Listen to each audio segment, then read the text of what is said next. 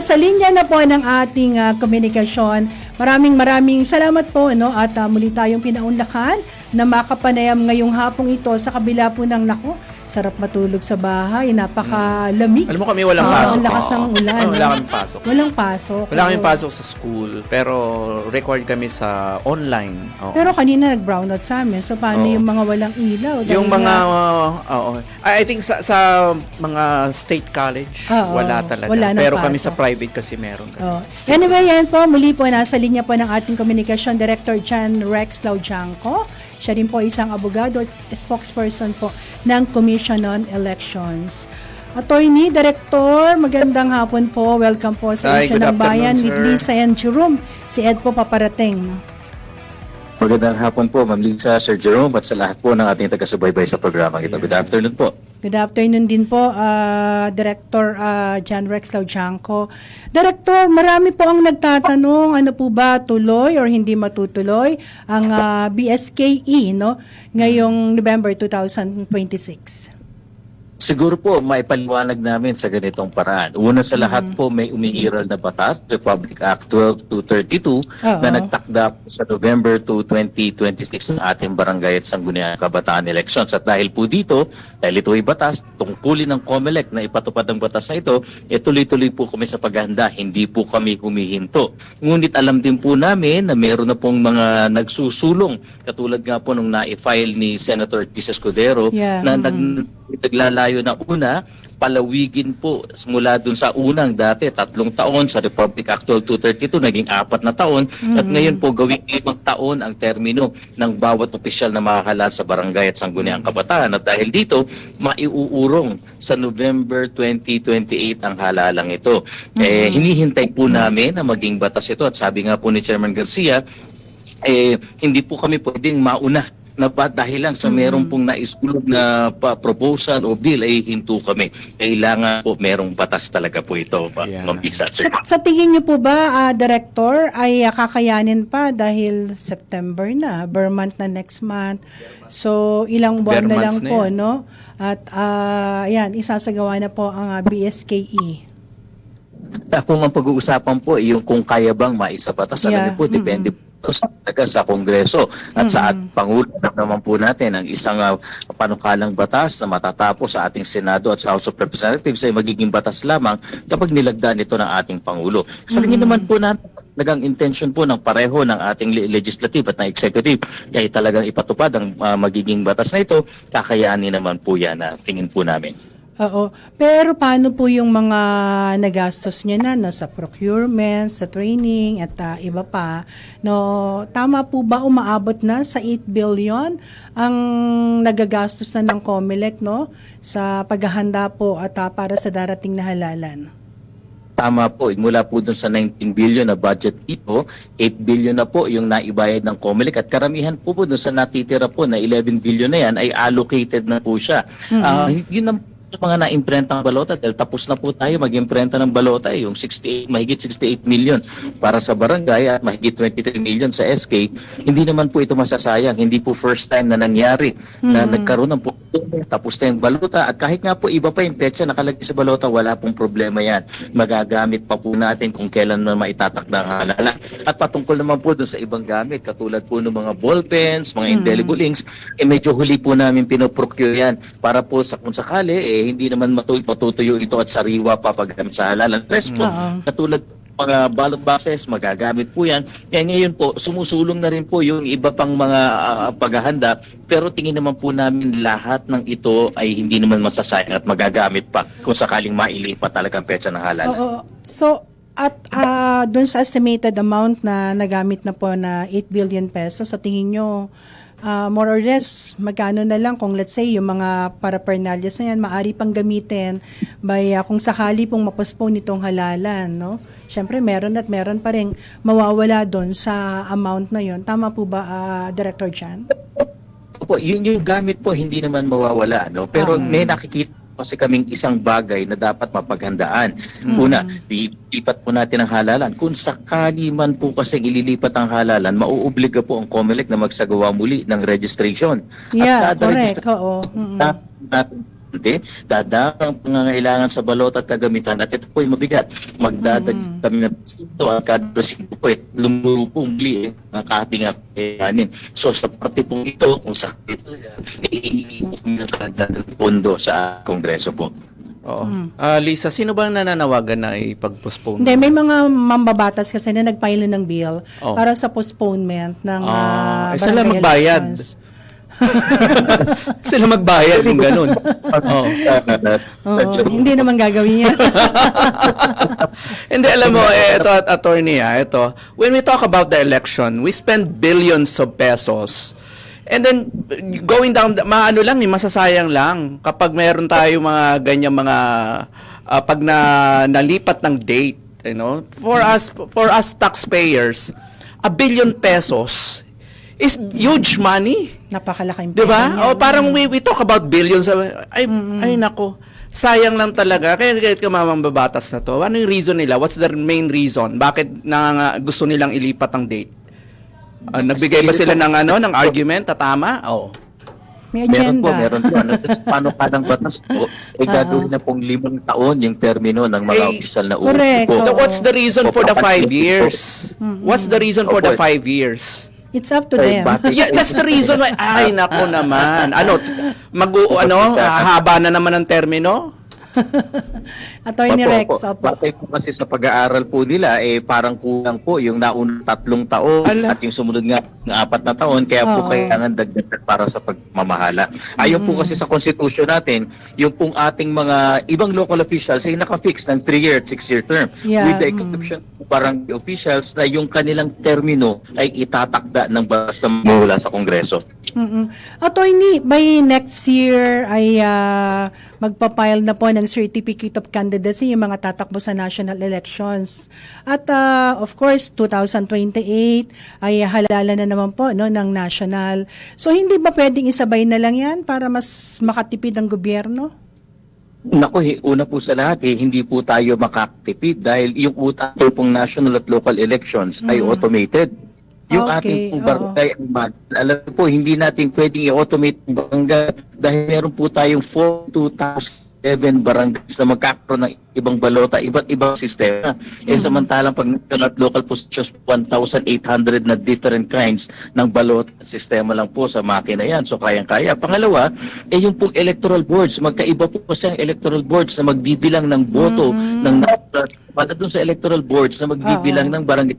At kadalasan nga po, yung magbibilang na yan sa barangay, sila rin ang magpoproklama. Wala ng transmission dahil mismo sa presinto. So, medyo mahirap po. Pangalawa, nakaranasan natin yan na pagka maraming balota ang ibigay ng mga mamamayan, medyo magdudulot ng kalituhan po ito. At ito po yung pangatlo kung bakit hindi natin pwedeng isabay. Ayon po sa umiirap na batas, dapat po exercise ng barangay ating eleksyon ay apolitika, walang politika. Pagka isinabay, natural kakaroon po ng politika yan at maa-align sila sa mga kandidato at mga political parties ang iniiwasan ng batas natin pagdating sa barangay election. So hindi talaga dapat. Kung ano yung nasa batas, yun ang sundin. Oo. Ano ba pinag-iisip nila? Oo, parang last minute, no? Hindi pwede Pero ganun, attorney, sakaling hindi maihabol, no? Hindi po maaprubahan itong pagpapaliban ng halalan, ay handang-handa na po ba ang COMELEC na isagawa ang halalan? Dahil mismong si COMELEC Chairman Garcia, sinasabi niya na hindi na anticipate, no, attorney, na of course, yung problema dyan sa Middle East at masyadong mataas ang presyo ng petroleum products. So, anong magiging implication nito? Ako, nakaganda yung ating pong mga preparasyon, adjustment, recalibration ay magiging sapat naman. Sabi nga po namin, itong paghahanda natin, siguro po kami po mga nasa 70 to 75% ready na dahil ang susunod na lamang po na gagawin, kung titignan po natin, una, yung pong pagde-deploy ng mga balota. Pangalawa, yung train po ng ating teacher at mga existing electoral boards. Yan na lang po yung titira tsaka yung mga ilang gamit na ipoprocure na huli tulad ng volt, dahil yung preparation po na Magiging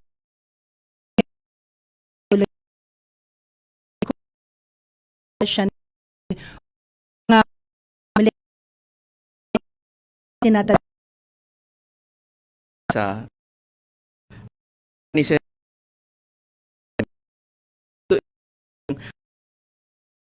So, sa ma'am, yung ng bata. At nakikita na hindi suso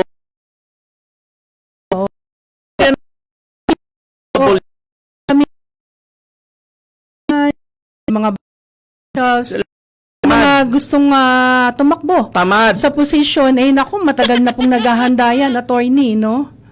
Opo, tama po. No? Palitan yung mga tamad. Doon sa ating pag nagbo-voter education tayo, huwag nating kalimutan yung karanasan sa pandemya. Kung Oo. maayos pamamahala sa barangay, nakarating ang serbisyo ng pamahalaan sa iyo. Pero kung hindi dapat yung nakaupo, grabe ang hirap natin. Ng pandemya po, lahat ng serbisyo ng pamahalaan dinaan sa barangay. Kaya dapat lang pumili ng maayos at matitino at may kakayanang mamumuno. Isa pa Exactly. sa bagay ito, sabi nga po namin, whether 3 years yung termino, whether 4 years under sa umiiral na batas o kaya mabago man ito sa 5 years, makikita po natin na hindi karapat-dapat. Huwag natin kakalimutan na sa mamamayan pa rin ang kapangyarihan ng recall elections. Pwede silang palitan sa pamamagitan ng recall elections. You know, hindi po kailangan hanggang matapos. Yan, yung 5 years and 3 years. If you're a good leader, you can do it Kaya 3 mo, years. no? Kaya. Ano na lang yan Yung Oo. mga ginagawa nilang mga extension na hindi, alam mo yan, mga ano na lang nila yan palusot nila yan Oo. Pero, attorney, kung sakali nga po na matuloy itong halalan, hindi na ba mangangailangan ng COMELEC ng karagdagang pondo? Tama po ba? Tama ba? Kinakailangan ng supplemental budget dyan? Kung dahil Opo, nga mga yung nagka- tumaas ang presyo ng gasolina, yung pag-transport na lang ng mga paraphernalia sa attorney. Tama po kayo, yung pagtaas po ng mga bilihin. Una, siyempre nga po, dadami ang botante. Oo. Sabitin natin mga kasangkapan, balota, di ba pa? Pati yung grupo, dadagdagan natin. Tama po, yung nabanggit nyo. Pati yung pagtaas ng mga bilihin, petroleum products na gagamit namin sa pandiploy, lahat po yan. Kaya po talagang kung sakali, matutuloy ang pag-uurong, hihingi po kami ng karagdagang pondo See? kung sa Oo. taon po na yan. Oo nga, tama. Who will pay Oo. for that? Oo. Tayong taong Anyway, bayan attorney, din. babatiin ko lang si partner Ed Doral. Partner, magandang hapon sa iyo. Yes, magandang hapon, Partner Lisa and Partner Jerome. And good afternoon, Attorney John Lauchanco. Oo. Yan po, Ed. Yes, sir. Oo, attorney, estimated amount na hihingiin nyo? Napag-usapan na po ba yan? Kung sakaling matuloy ang pero halalan, wala hindi pa po. Pero definitely po, yung pong 19 billion na nasa kamay na ng COMELEC, kukulangin po yan, magdadagdag po kami kung sakali mang mailipat po ang halalan. So may oras pa ba? Para kasing nakikita ko, August na ngayon. So, halos more than Filing 2 na months na September, lang. yes. Oo. So po, kung sakali mo po talaga pipilitin nila na maipasa batong batas na, susunod naman po COMELEC. Yun nga Ito ang meron kami pandapang na pending. Pero hindi lamang sila abala sa session kung hindi mas priority yung impeachment. Attorney, nahahati yung oras ng mga, lalo na ng mga senators natin. Opo, tama rin po yun at napakarami po nila din pong mga nakapending na mga bills na tatalakayin. Kaya po alam namin na challenge po ito sa COMELEC, challenge din po ito sa ating Kongreso. Partner Ed. Oo, well, partner, hindi ko kasi naabutan, ano? At, Oo, yung postponement. Oo. Ng possible postponement. Pero tama po ba ang COMELEC ay kayo mismo, sabi niya nga susunod lang kayo. Pero pabor po ba kayo na sakaling maipagpaliban itong election? Alam niyo po, talagang yung wisdom at judgment po pagdating sa ganyan, naiiwan po namin sa Kongreso. Pero kung titignan po sa karanasan, una sa karanasan ng COMELEC, hindi naman po first time na nangyari ito sa amin. Tapos ng national at local election, sinunod kagad yung ating barangay election. Pagdating dito sa karanasan, nakikita rin po namin na challenge.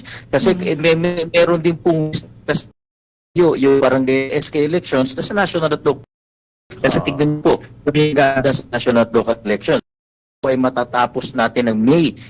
Po walang 6 na buwan, kailangan namin ng paghahanda o kaya sabay kami para sa barangay at SK election. So talagang para sa lahat po, aming lahat ito kung sakali Term election, partner. Tama. Farm election po, sir, September 14 September, po. Kaya itong yeah. Oo, busy pa rin kayo dyan. Oo. Opo. Ang panawagan natin. Hindi na possible na magsama yung dalawa. Po possible kasi Magkaiba. magkaiba tayo na umiiral, magkakaiba boards at maaari magdutuhan po pag napakarami. Tandaan po natin barangay elections, isang balota, mga 15 to 17 years old, dalawang 18 to 30 years old, boto pa rin po sila na balota sa 31 years old. Dadagdag po natin napakahaba ng elections para magkalituhan. Tama. Po natin, may isa pa po tayo sa August 29 federal elections po dyan sa 4th District ng Cavite sa Dasmariñas City po. Yeah, tama. Oo. Tama, oo nga. Ako, Masyadong abala ang COMELEC, Atty. ang problema si partner Jerome dahil sa bulsa na naman ng taong bayan ang kukunin ng pondo dyan. Additional nga, di ba? Kasi nga si attorney, siya lang magsasalita about COMELEC. Wala sa kanya ang bola, nasa Kongreso. Ngayon, ang kailangan natin ma-convince ay yung mga kongresista na gumagawa ng kalokohan na batas. Kung ano yung nakaschedule, yun na yun. Dapat Napostpone na yan last year. Kaya Di ba, nga Atty.? Kung ano yung schedule, susundin. December 2025 po ito, nailipat November 2, 2026 at may possibility na mailipat ng November 2028 po. November so, 2028, ano? Ngayon ay ang problema ng taong bayan ay hirap sa ekonomiya, kaya itong si partner Jerome ay talagang problematic sa gobyerno na. Problematic talaga. So, Magkano sobrang ba taas kuryente ng mo? mga gasolina. Magkano ang tax mo? Abay, doble, Correct. triple. Tapos dadagdagan nila ng problema na yan dahil lang sa eleksyon. Yes. Kaya Attorney. naingay tayo eh. Anyway, Atty., sabi nga ni Atty., ni Director, nakasalalay po yan sa mga mambabatas natin. Para po, Hintayin na lang nananawagan natin po yung magiging kami. desisyon nila. No? Panawagan po sa mga congressman na yan, mag-iba ng isip. Atty., baka may parting message ka pa sa ating pong mga listeners, sa ating mga televiewers. Ito pong nalalapit na halalan dyan po sa Barangay Sangguniang Kabataan. Maraming salamat po, Ma'am Lisa, Sir Ed at Sir Jerome, sa pagkakataong ito. Ang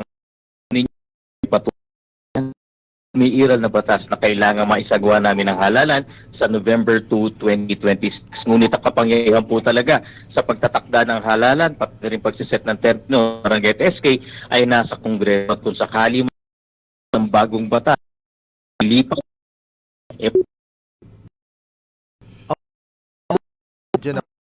Po. Anyway. Ako. Naman kasi yun, hirap. Ikaw naman.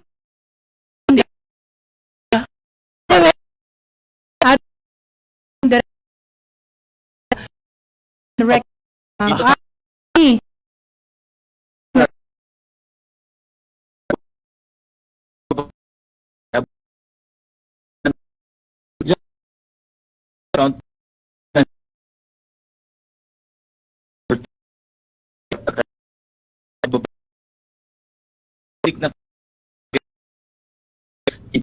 plan